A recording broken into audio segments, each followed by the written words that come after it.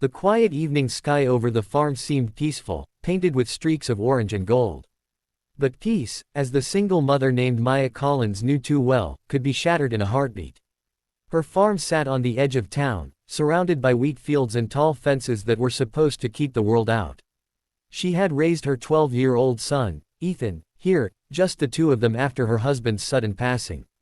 To outsiders, Maya appeared fragile, a woman working endless hours to keep her land and child safe.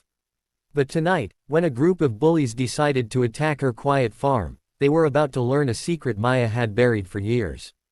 It began with loud laughter breaking the stillness. Ethan had been feeding the chickens when he saw them, 4 older boys from town who had long mocked him for being the quiet farm kid. They pushed through the gate, knocking over buckets and hurling insults. "Where's your mom, Ethan?"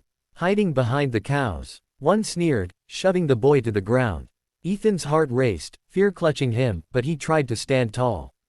He knew the rules: never fight back, never escalate. But that night, the bullies didn't just come to tease. They had come to destroy. Maya rushed from the house when she heard the commotion. Her apron still dusted with flour, she froze at the sight of her son surrounded. "Enough," she shouted, her voice sharper than the boys had ever heard. But instead of stopping, they turned their cruelty toward her. One kicked at the chicken coop, another threw stones at the barn windows, and laughter erupted as if it were a game. Ethan cried out, "Mom, just leave them." But Maya's jaw tightened. She could no longer be the woman who quietly endured. Because Maya Collins wasn't just a struggling farmer. Years before, she had lived another life, a life nobody in town knew. She had been trained in the military, one of the few women in a special reconnaissance unit. She had fought battles overseas, saved lives under fire, and carried secrets heavier than most men could bear. When she left that life behind after her husband's death, she vowed never to raise her fists again. But tonight, watching her son shoved into the dirt, she realized her vow was worth nothing if she couldn't protect him. The bullies didn't expect what happened next. In one swift movement, Maya stepped between them and Ethan. Her eyes narrowed, her stance shifted, calm but commanding. When one of the boys lunged toward her, she sidestepped, catching his arm and flipping him onto the ground with startling ease. The others froze, their mouths open. Ethan stared at his mother as if he were seeing her for the first time. "Mom, what are you doing?" he whispered, trembling. "Protecting what's mine," she said firmly. The bullies tried again, charging at her in a burst of bravado, but Maya disarmed them with nothing more than precision and control. She didn't throw wild punches.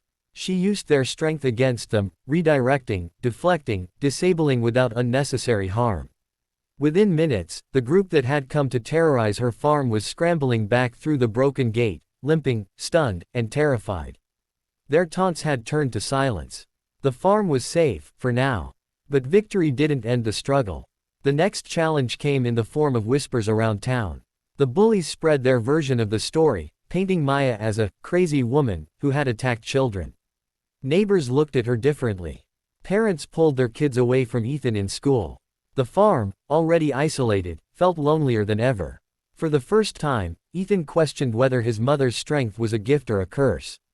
Maya faced sleepless nights. Bills piled up, and her reputation was under fire. Yet she refused to bend. She taught Ethan to work harder on the land, to face ridicule with patience, and to hold his head high. And slowly, truth began to break through lies. The bullies, parents noticed bruises and demanded answers. Other kids, who had once feared speaking up, admitted that Ethan had been bullied for months. The community's suspicion turned to shame, and their eyes to respect. One evening, a town official came to visit. "We heard what you did," he said carefully, "and maybe we judged too quickly. But if you'd be willing, we'd like your help. Our youth center is struggling with discipline. Maybe you could teach them."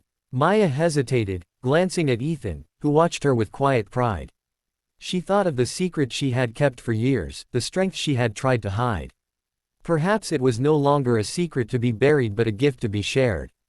Weeks later, Maya stood before a room full of teenagers, some of them the same bullies who had attacked her farm. She didn't scold them. Instead, she taught them discipline, respect, and the power of restraint. She showed them that true strength wasn't about fists or fear but about protecting others, about knowing when to stand firm and when to walk away. Slowly, the walls between them crumbled, and even the bullies began to change. For Ethan, the lesson ran deeper than anything his mother could have explained. He saw not just the fierce protector who had defended him that night, but the woman who had carried pain, sacrifice, and strength in silence for years. He learned that courage isn't loud, and strength isn't always seen, it's in the quiet resilience of those who refuse to break. By the time summer rolled around, the farm no longer felt isolated. Neighbors came to help repair the barn windows, children played in the fields, and the whispers of judgment faded into stories of admiration. Maya's secret was no longer something to fear, it was something that had saved her farm, her son, and perhaps even the community. And so the quiet farm stood tall again, not just because of its fields or fences, but because of a single mother who carried a shocking secret, the kind of strength that could turn fear into respect, bullies into allies, and silence into a legacy of courage.